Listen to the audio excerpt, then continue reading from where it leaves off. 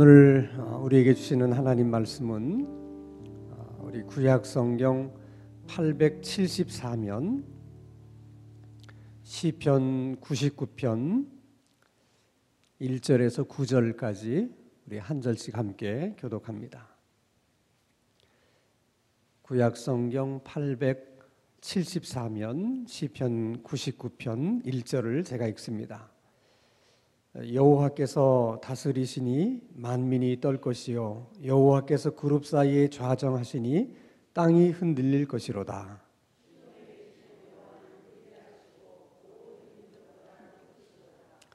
주의 크고 두려운 이름을 찬송할지니 그는 거룩하심이로다.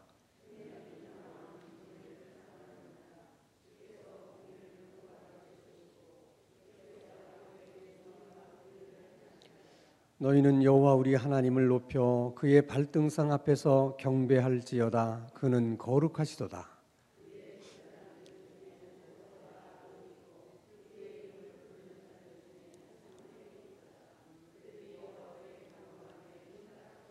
여호와께서 구름 기둥 가운데서 그들에게 말씀하시니 그들은 그가 그들에게 주신 증거와 율례를 지켰도다.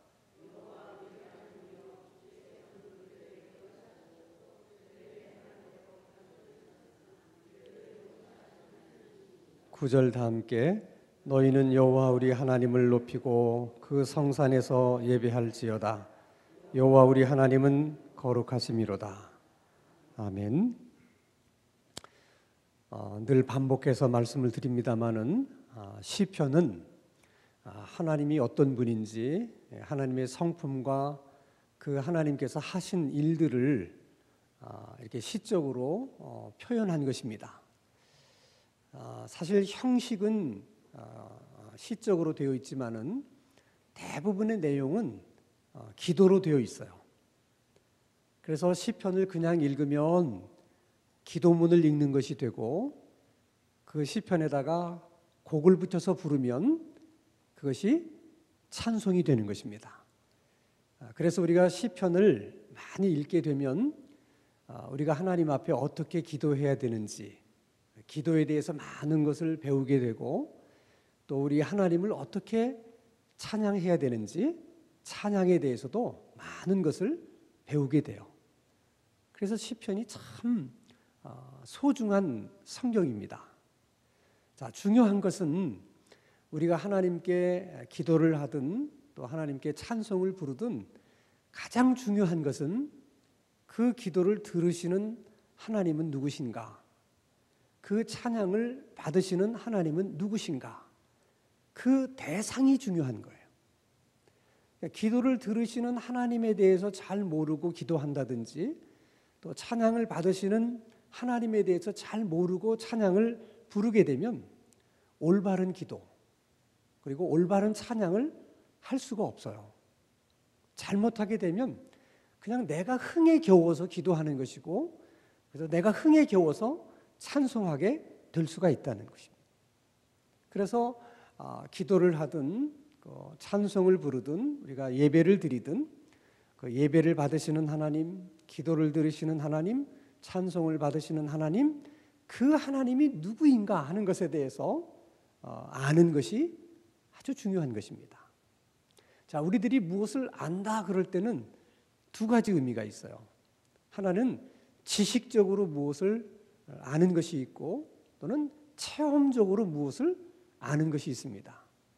자, 지식적으로 무엇을 안다는 것은 말 그대로 배워서 아는 거예요. 그러나 체험적으로 안다는 것은 배워서 아는 것이 아니라 체험해서 아는 것입니다. 그러니까 지식적으로 아는 것은 머리로 아는 것이지만 체험적으로 안다는 것은 우리 몸으로 아는 거예요. 그래서 아는 것에 이렇게 두 가지가 있기 때문에 우리들의 신앙생활에도 두 가지 유형의 신앙생활이 있어요. 지식적인 신앙생활이 있고 체험적인 신앙생활이 있습니다. 근데 평소에는 지식적인 신앙생활이든 체험적인 신앙생활이든 별 차이가 없는데 시련이 오고 환난이 오고 고난이 닥치게 되면 머리로 아는 신앙생활은 대부분 흔들려요. 근데 아무리 어렵고 힘든 일이 있어도 체험한 신앙, 이 체험적인 신앙은 잘 흔들리지가 않습니다. 그러니까 우리들의 신앙생활에 있어서 체험이라고 하는 것이 굉장히 중요한 거예요. 물론 이런 어떤 그 신앙의 지식적인 것이 너무 없어서 그냥 항상 뭔가를 보려고 하고 들으려고 하고 그저 느끼려고 하고 이게 너무 체험적인 신앙만 추구하게 되면 사람이 약간 신비주의적인 그런 신앙을 이렇게 추구하기 때문에 결국 나중에 가면 이상하게 돼요. 그러니까 너무 체험적인 신앙을 추구하면 안 돼. 자꾸 뭔가 보려고만 하고 들으려고만 하고 느끼려고만 해서는 안 돼요. 그러니까 신앙에 있어서 체험이라고 하는 것은 필요하지만은 항상 뭐가 수반되어야 되냐면 신앙에 지식이 필요해요.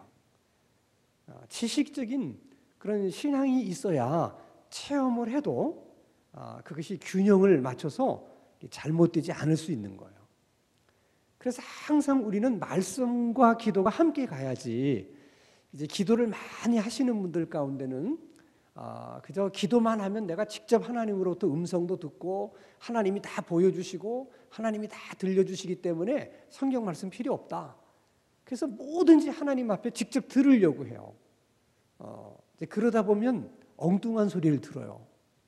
그리고 너무 들으려고 집착을 하다 보니까 마귀가 와서 얘기해 주는 것도 하나님이 얘기하셨다고 그렇게 믿는 거야.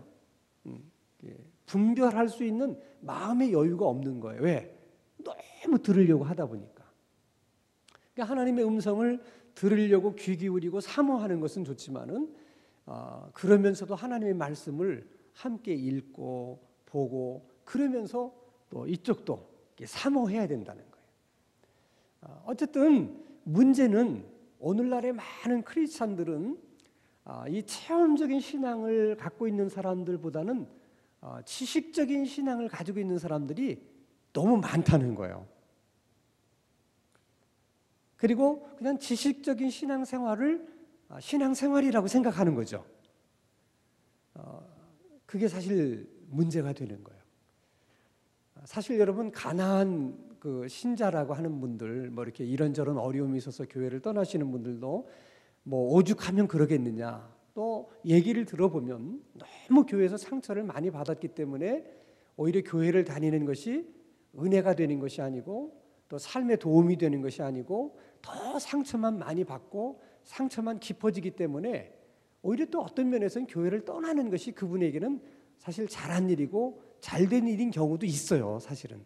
그러나 다 그런 건 아니에요. 대부분 교회에 대해서 이제 못마땅해가지고 이렇게 떠나시는 분들은 신앙이 이렇게 지식적인 신앙으로 많이 되어 있어가지고 자기가 뭔가 좀 이렇게 못마땅하거나 이해가 안 되거나 그러면 그걸 받아들이기가 어려운 거예요. 근데 체험적인 신앙이 있는 사람은 좀 어려운 일이 있고 뭐 마음에 안 드는 일이 있어도 자기가 체험한 게 있으니까 그러니까 그걸 잘 그냥 또 견디고 또 넘어가는 거예요.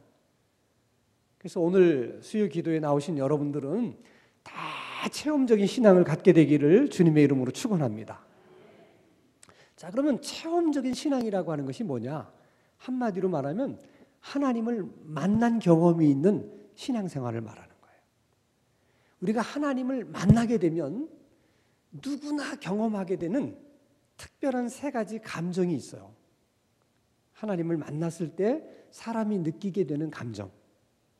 그 첫째가 두려움입니다. 뭐 기도 중에 하나님을 만나든 말씀을 읽다가 하나님을 만나든 하나님을 만나게 되면 제일 먼저 인간에게 찾아오는 감정은 엄청난 두려움이에요. 그 두려움이라고 하는 것은 내가 지금 만난 하나님이 너무 거룩하시기 때문에 그 거룩하신 하나님 앞에 내가 얼마나 더럽고 추하고 하나님 앞에 얼마나 큰 죄인인가 하는 것을 누가 가르쳐 주지도 않았는데 내가 그냥 깨닫게 되는 거예요. 내가 얼마나 큰 죄인인가를 깨닫게 되면 너무 무섭고 두려운 거예요. 자, 성경에 보면 이제 그런 체험을 하신 분이 있죠. 대표적인 사람이 이사야 선지자인데, 자, 이사야서 6장 5절을 한번 같이 읽겠습니다. 시작. 그때 내가 말하되 화로다. 나여 망하게 되었도다. 나는 입술이 부정한 사람이요, 나는 입술이 부정한 백성 중에 거주하면서 만군의 여호와이신 왕을 배웠음이로다 하였더라.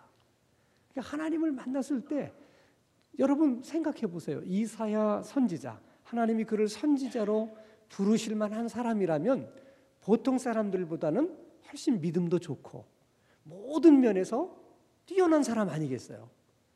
그런데도 정작 하나님을 만났을 때 제일 먼저 드는 감정이 나는 망하게 되었구나 하는 감정이 드는 거예요.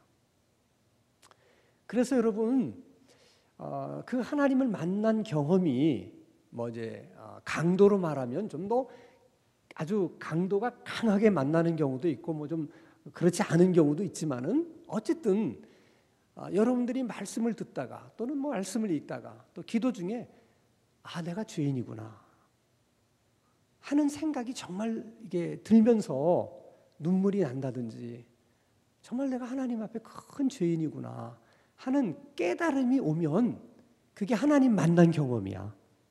꼭 하나님 만날 때 하나님이 하얀 옷 입고 나타나서 이렇게 그렇게 만나는 게 아니에요. 내가 죄인이구나 하는 이게 자각이 생긴다는 것은 하나님을 만나기 전까지는 절대 인간에게는 그런 자각이 일어나지 않아요. 근데 내가 정말 죄인이구나. 응? 그러니까 여러분들이 정말 그런 어떤 경험이 있었다면 그때가 하나님을 만난 경험이야. 하나님이 여러분을 만나주시면 제일 먼저 여러분들이 죄인이라고 하는 것이 어떻게 깨달아지는 거예요. 그 누가 가르쳐 줬어요? 아니에요. 근데 죄인이라고 하는 그런 생각이 들어요. 이게 첫 번째 두려운 감정입니다.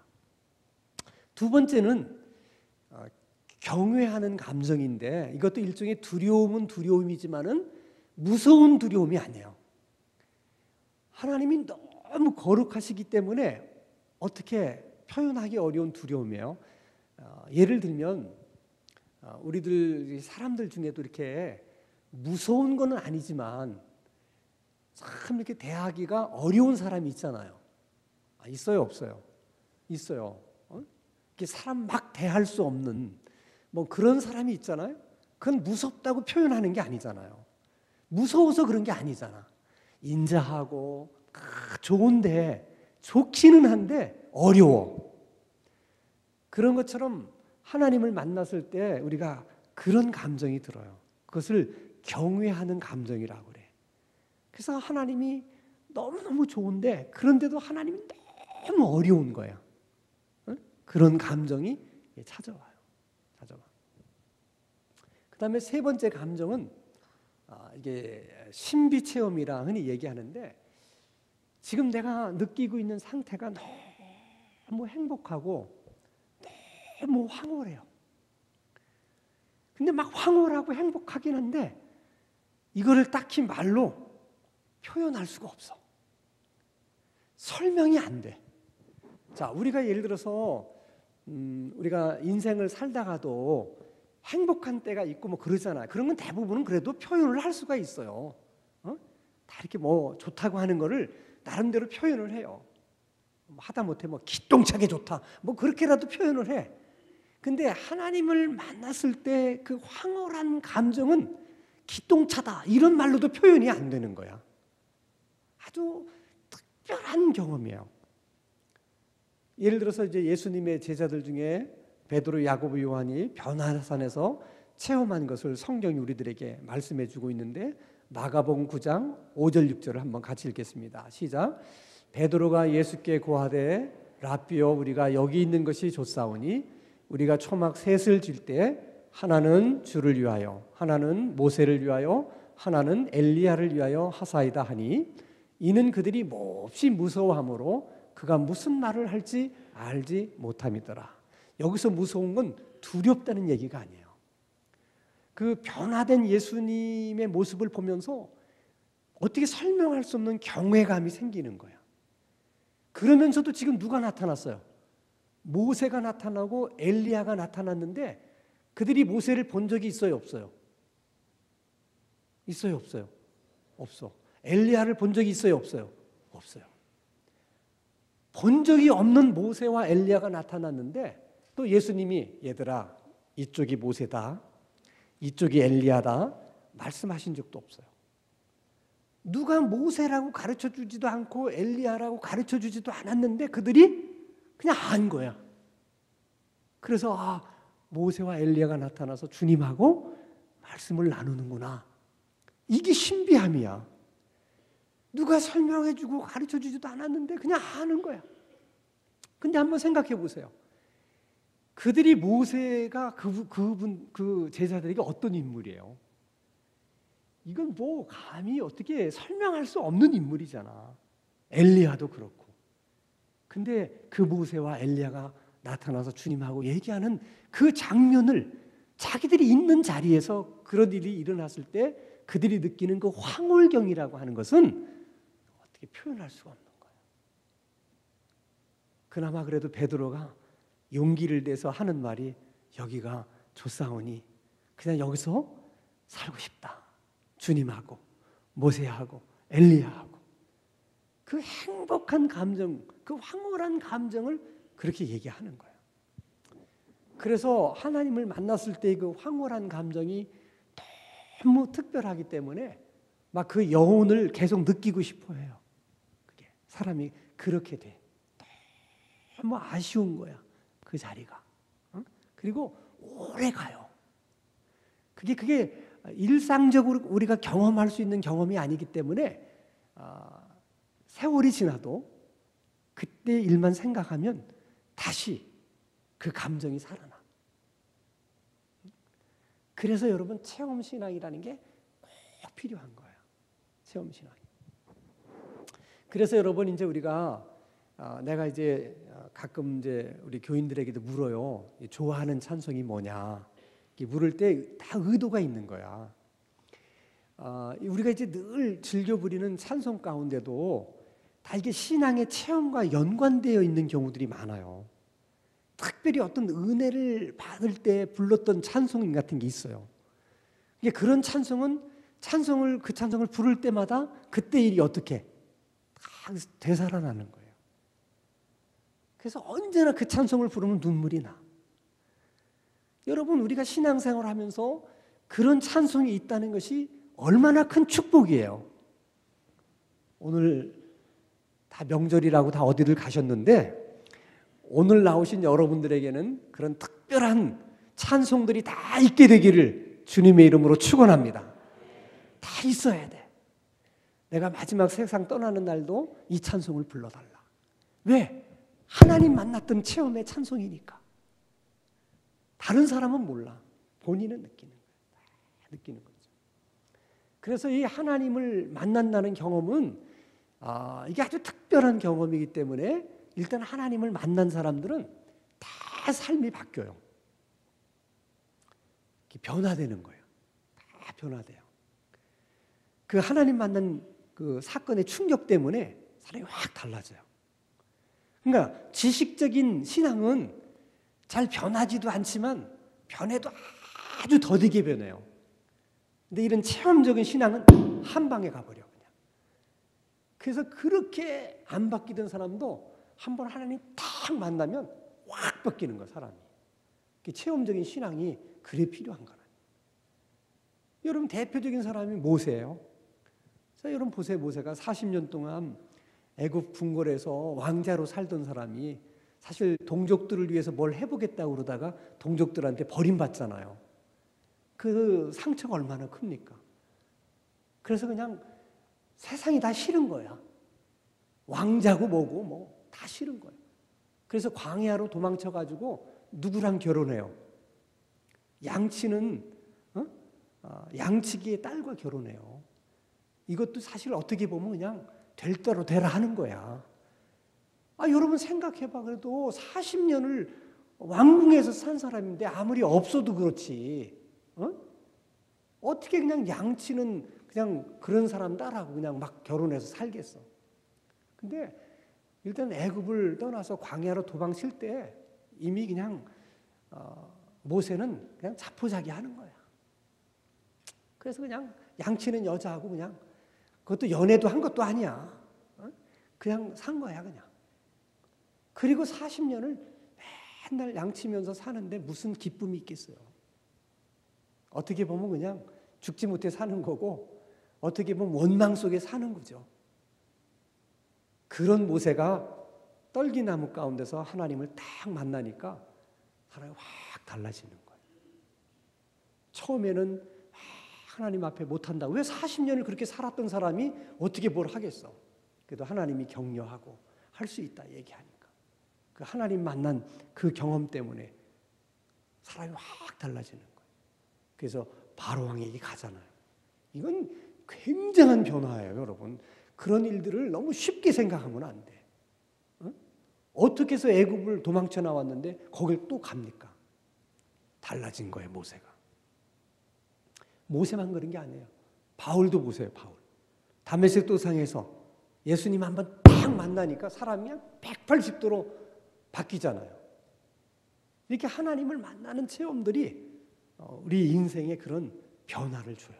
변화를. 그러니까 여러분들 가운데도 사실 하나님 만나지 않았으면 오늘 이 자리에 없을 사람 많을 거야. 지금 사실 그렇죠. 근데 우리가 그런 하나님 만난 경험이 있으니까 내일부터 명절이 시작되는데도 그래도 오늘 또 이렇게 기도하겠다고 이렇게 나올 수 있잖아. 할렐루야. 이게 다 정말 하나님의 은혜라. 자, 그러면 오늘 시편 99편에서 어떤 하나님을 노래하고 있는가를 우리가 좀 한번 생각해 보겠습니다. 자, 오늘 본문 2절입니다. 99편 2절 같이 읽습니다. 시작. 시온에 계시는 여호와는 위대하시고 모든 민족보다 높으시도다. 그리고 이어서 되어지는 말씀이 하나님은 거룩하시다. 그런 말씀이 이어져요. 근데 여기서 위대하시다, 높으시다 하는 말은 거룩하시다 하는 하나님의 그 거룩하심을 다 꾸며주는 말이야. 그러니까 하나님은 여러 가지 하나님을 표현하는 형용사가 있어요.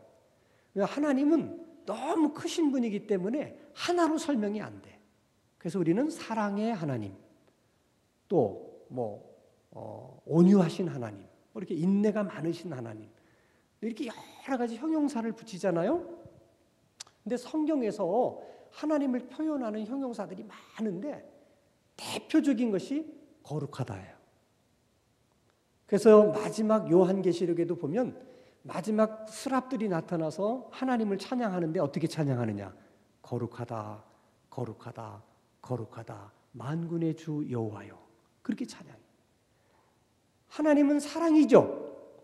아멘? 그래도 마지막 때 천사가 하나님은 사랑이시다, 사랑이시다, 사랑이시다 그렇게 찬송을 부르지 않는다는 거예요. 하나님은 온유하신 하나님이죠. 그래도 하나님은 온유하시다, 온유하시다, 온유하시다 그렇게 찬송하지 않고 어떻게? 거룩하다, 거룩하다, 거룩하다.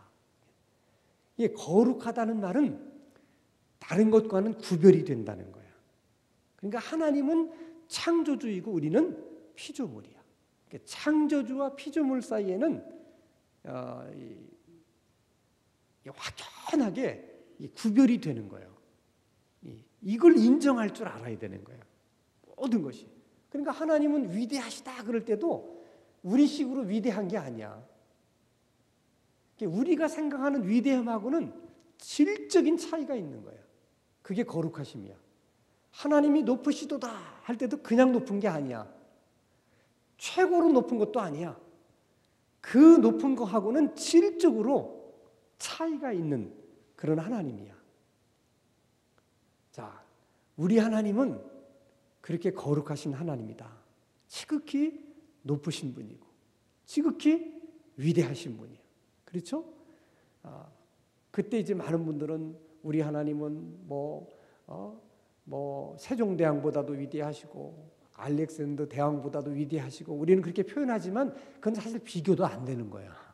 그렇게 비교해서도 안 되는 거죠. 그러니까 다른 걸로는 비교할 수 없을 만큼 위대하신 분이야. 그걸 다 한마디로 얘기하면 거룩하시다. 그 한마디로 표현해. 자, 그 거룩하신 하나님은 어떤 하나님인지 1절에서 이렇게 설명합니다. 같이 읽습니다. 시작. 여호와께서 다스리시니 만민이 떨 것이요 여호와께서 그룹 사이에 좌정하시니 땅이 흔들릴 것이로다. 그 거룩하신 하나님이 만물을 어떻게 다스리신다. 세상을 다스리고 계신다는 거예요. 근데 하나님이 그 거룩하신 하나님이 만물을 다스리고 세상을 다스리시는데 어떻게 다스리시느냐? 4절입니다. 같이 읽습니다. 시작. 능력 있는 왕은 정의를 사랑하시느니라. 주께서 공의를 견고하게 세우시고 주께서 야곱에게 정의와 공의를 행하시나이다. 그러니까 그 거룩하신 하나님이 세상을 다 통치하시고 만물을 다스리시는데 어떻게 다스리시느냐? 정의와 사랑으로, 공의와 사랑으로 다스린다는 거예요. 이걸 다른 말로 말하면 공평하심과 사랑으로 세상을 다스리신다는 거예요. 그러니까 하나님의 다스림 속에는 억울함이 있다 없다? 없어요. 절대로 하나님은 억울하게 다스리지 않으십니다. 그런 하나님이라. 이 세상의 대통령은 이 세상의 어떤 왕도 아무리 본인이 공평하게 나라를 다스린다 하더라도 억울한 사람이 있다 없다? 있어요. 어쩔 수가 없는 거예요. 근데 하나님이 다스리면은 억울한 사람이 없어. 자, 그렇게 거룩하신 하나님이 공의와 사랑으로 이 세상을 그리고 우리를 다스리고 계시기 때문에 그러면 그 하나님에 대해서 그런 하나님에 대해서 우리가 어떻게 해야 되는 거냐? 3절입니다. 같이 읽겠습니다. 시작. 주의 크고 두려운 이름을 찬송할지는 그는 거룩하십니다. 물론 이 찬송이라는 말 다음에 또 나오지만은 우리 한번 5절 말씀 한번 보겠습니다. 시편 99편 5절 같이 읽겠습니다. 시작. 너희는 여호와 우리 하나님을 높여 그의 발등상 앞에서 어떻게 경배하라. 자, 지극히 높으시고 위대하신 거룩하신 하나님. 그 거룩하신 하나님이 공의와 정의와 사랑으로 우리를 다스리시기 때문에 그 하나님에 대해서 우리는 어떻게 해야 된다? 경배해야 된다. 그리고 9절이 결론이야. 시편 99편 9절을 또 보겠습니다. 시작. 너희는 여호와 우리 하나님을 높이고 그 성산에서 예배할지어다. 여호와 우리 하나님은 거룩하십니다. 그러니까 9절에는 또 어떻게 하라고요? 예배하라. 자, 5절에서는 경배하라. 9절에서는 예배하라. 같은 말이야. 이게 시로 표현하기 때문에 똑같은 말을 쓰지 않고 이게 다른 말로 자꾸 이렇게 바꿔 쓰는 거예요.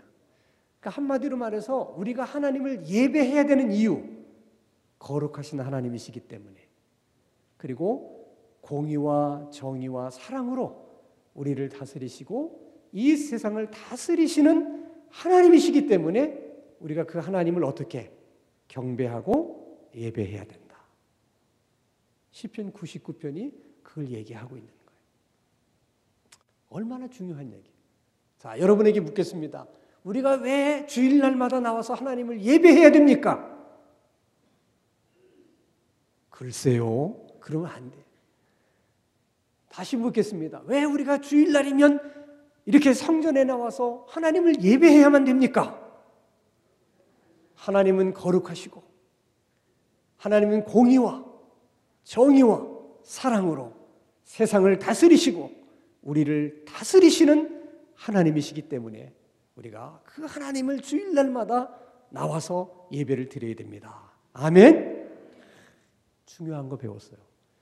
여러분이 교회 오시려고 택시를 탔는데 아주머니 어디 가세요? 교회 갑니다. 아, 왜 좋은 날 교회를 가십니까? 하나님을 예배하러 갑니다. 왜 하나님을 예배하려고 그러십니까? 아, 빨리 대답을 해야지. 또 한참 기다리시면 안 되지. 택시기사가 그렇게 물어봤어요. 아, 주일날 왜 교회 가십니까? 아, 예배 드리러 가죠. 아, 왜 예배 드리러 가십니까? 하나님은 지극히 거룩하신 하나님으로서 이 세상을 다스리시고 우리를 다스리시고 택시 운전사 당신을 다스리시는 하나님이시기 때문에 그의 날에 그분에게 가서 예배해야 됩니다. 중요한 거예요, 여러분. 그 얘기를 하고 싶으신 분은 교회 올 때 택시를 타시라. 자꾸 우리가 그렇게 세상 사람들에게 그 이유를 얘기를 해야 돼. 그렇게. 자, 그러면 하나님을 예배할 때 어떤 그 예배에는 내용이 있어야 되잖아. 형식도 있지만은 우리가 예배할 때 어떤 내용으로 하나님을 예배해야 되느냐. 이 시편 99편에서 아주 그런 부분에 대해서 잘 얘기를 해주세요. 방금 우리가 읽었던 3절입니다. 예배 중에 뭐가 있어야 되는가? 무엇으로 예배하는가? 주의 크고 두려운 이름을 어떻게? 찬송. 예배에는 뭐가 있어야 된다? 찬송이 있어야 돼. 찬송이 있어야 돼요. 찬송이 있어야 돼. 자, 그 다음에 또 예배 가운데 뭐가 있어야 되느냐? 6절입니다. 같이 있습니다. 시작. 그의 제사장들 중에는 모세와 아론이 있고 그의 이름을 부르는 자들 중에는 사무엘이 있도다. 그들이 여호와께 간구하며 응답하셨도다. 자, 예배 중에는 뭐가 있어야 되느냐? 기도가 있어야 된다는 거예요. 그래서 하나님이 기도의 사람 두 사람을 얘기해요. 하나는 모세고 하나는 사무엘이에요. 아론은 모세하고 아론하고 이렇게 묶어서 얘기를 해. 왜냐하면 하나님이 두 사람을 같이 동역하게 하셨기 때문에 그래. 근데 하나님이 말씀하시는 기도의 사람은 두 사람이에요. 하나는 모세, 다른 하나는 사무엘이에요. 대표적인 사람이야. 그 두 사람이 기도했다고 하는 것을 하나님이 대표적으로 말씀하시는 거죠. 자, 예배에는 기도가 있어야 돼. 그리고 그들이 기도했을 때 하나님은 어떻게 하셨다? 이게 중요한 거예요, 여러분. 기도는 누가 해요? 우리가. 응답은 누가 해? 하나님. 중요한 것은 기도만 있으면 예배가 아니에요. 예배 가운데는 기도가 있지만 우리가 기도하면 하나님은 응답을 하셔야 돼. 기도가 있으면 응답이 있어야 예배가 되는 거야. 잘 들으셔야 돼요, 여러분. 그러니까 하나님이 우리가 드리는 예배를 예배로 받으시려고 하면 반드시 우리가 하는 기도에 하나님이 어떻게 하셔야 돼? 응답을 하셔야 돼. 그러니까 하나님이 우리의 기도에 응답을 하지 않으신다는 것은 그 예배를 안 받으신다는 거야. 그러니까 하나님이 그 예배를 받으시기만 하면 하나님은 반드시 어떻게? 응답을 하세요. 그러니까 우리가 예배 중에 응답이 있다 없다? 있다는 거예요. 그 믿음이 있어야 돼. 우리가 매주일마다 하나님 앞에 예배할 때 이 예배를 하나님이 받으시면 반드시 예배 가운데 응답이 있다는 거야. 응답이 없으면 예배가 안 되는 거야. 그러니까 하나님이 예배를 받으시기 위해서 어떻게? 응답하시는 거야. 아멘. 항상 그런 기대가 있어야 돼. 그게 예배가 중요한 거예요, 여러분. 예배가 그래서 중요한 거야. 예배가. 예배 속에서 우리가 응답을 받는 거야. 자, 그 다음에 지금 몇 절 했죠? 네? 까먹지 말고 이렇게 절수도 기억하시면서 해야 돼. 자, 그 다음에 7절을 보겠습니다. 자, 같이 읽겠습니다. 시작. 여호와께서 구름 기둥 가운데서 그들에게 말씀하시니 그들은 그들에게 주신 증거와 율례를 지켰도다. 자, 예배 가운데는 찬송이 있고 기도가 있고 그 다음에 뭐가 있어요? 말씀이 있어요. 그리고 말씀을 지키는 순종이 있어. 말씀은 누가 하세요? 아유, 얘기야. 말씀은 누가 하세요? 그 말씀을 지키는 건 누가 해요? 우리가 해요. 그러니까 예배에 말씀만 있어서도 예배가 안 되는 거예요. 하나님이 말씀하시고 우리는 순종해야 돼. 그러니까 예배가 예배되려면 반드시 순종이 뒤따라야만 예배가 되는 거예요. 중요한 것은 우리가 기도를 하면 하나님이 그 예배를 받으시려고 하기 때문에 응답을 하세요. 그 응답하시는 게 여러 가지가 있을 수 있지만은 가장 대표적인 응답이 말씀이야. 그러니까 목사님이 주일날 여러분들에게 설교 말씀을 하는 것은 여러분들이 평소에 하나님 앞에 간구하고 기도하고 하나님에게 묻는 것에 대해서 하나님이 응답을 하시는 거야. 뭘로 응답하신다? 말씀으로 응답을 하시는 거야. 그러니까 늘 여러분들이 기도하면서도 하나님이 내게 어떻게 응답하실까? 물론 기도 중에도 하나님이 깨달음을 주시고 뭐 말씀을 떠오르게도 하시고 하세요, 물론. 그러나 하나님이 우리가 기도하는 제목에 대해서 언제 응답하신다? 예배 때. 무엇으로? 말씀으로 응답하시는 거예요. 자, 그러면 우리의 기도에 대해서 하나님이 말씀으로 응답해 주셨어. 그럼 우리가 뭘 해야 돼? 순종해야 되는 거예요. 그러니까 말씀에 깨달음이 왔어. 아, 하나님이 그렇게 하라고 그러시는구나 하고 왔어. 그러면 그렇게 어떻게 해야 돼? 순종해야 된다는 거예요. 그게 중요한 거예요. 자, 그 다음에 또 하나 예배에서 중요한 게 있어요. 8절입니다. 같이 읽습니다. 시작. 여호와 우리 하나님이여, 주께서는 그들에게 응답하셨고 그들의 행한 대로 갚기는 하셨으나 그들을 용서하신 하나님이십니다. 예배 가운데 또 중요한 것이 있어요. 그게 뭐냐면 용서야. 죄는 누가 져요? 우리가. 용서는 누가 하세요? 하나님이. 근데 그 용서를 물론 우리가 개인적으로 기도해서 하나님 앞에 용서를 받을 수 있어요. 근데 하나님은 모든 성도들이 모여서 하나님을 예배하는 그 예배 속에서 우리들을 용서하기를 원하시는 거예요. 그래서 예배가 중요한 거예요, 여러분. 어디서 우리가 우리의 지은 죄를 하나님 앞에 용서를 받을 수 있겠어요? 그러니까 주일날 예배하는 가운데서 용서를 받는 거야. 그래서 여러분들이 주일날 이렇게 다 왔을 때, 그래서 지금도 어떤 교회에서는 이제 그 사죄의 선포라는 걸 예배 그 순서 가운데 넣어서 각자 다 나와서 이제 자기 지은 죄를 얘기하고 이제 목사님이 용서한다는 것을 선포를 해요. 이제 천주교식으로. 우리 교회는 그렇게 하지 않지만은 여러분들이 매 주일 나와서 한 주간의 삶을 돌아보면서 내가 뭘 어떤 것을 잘못했는가 이런 것들을 하나님 앞에 이렇게 내어놓고 또 하나님 앞에 간구하고 또 용서를 구하면 하나님이 어떻게 하신다? 다 용서를 하시는 거예요. 그 예배 시간에 와서 늘 이렇게 용서받고 새로 이제 치유를 받고 이제 하나님이 주신 은혜를 받고 그렇게 또 이제 한 주간을 우리가 사는 거예요. 그래서 여러분 인생 중에 뭐 복을 여러 가지로 다 설명할 수 있겠습니다만은 제일 크고 중요한 복은 우리 인생의 마지막을 그래도 하나님의 전에 나와서 예배를 드리고 가신 다음에 가시는 거야. 마지막 내 생의 마지막 마무리를 하나님 앞에 나와서 예배하면서 찬송도 드리고 기도도 드리고 용서도 받고 그렇게 마지막을 깨끗하게 정리하고 그 주간에 하나님께 부르심을 받는 것만큼 귀한 복이 없어요. 오늘 특별히 이 저녁에 나오신 여러분들에게 다 그런 복이 있게 되기를 주님의 이름으로 축원합니다.